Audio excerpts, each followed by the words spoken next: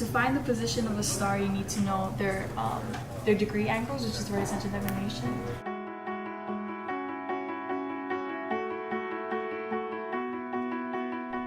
My name is Āina.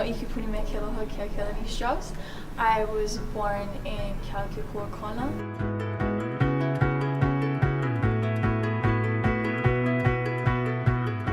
I've always wanted to go to the moon.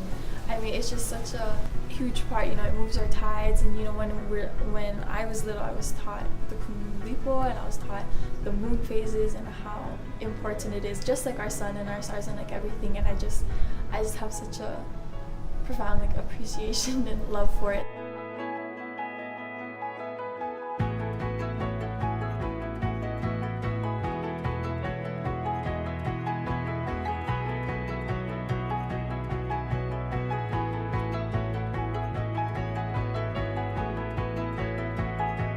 If my kupuna could do it, maybe I can do it too, and I don't have to only be on an ocean. She took on the challenge of reflecting what does it mean to be a 21st century Kanaka, to be able to incorporate and honor and blend traditional knowledge and practices of kilo, of aloha Āina, and how do I also incorporate Western science knowledges and methods to tackle real world problems.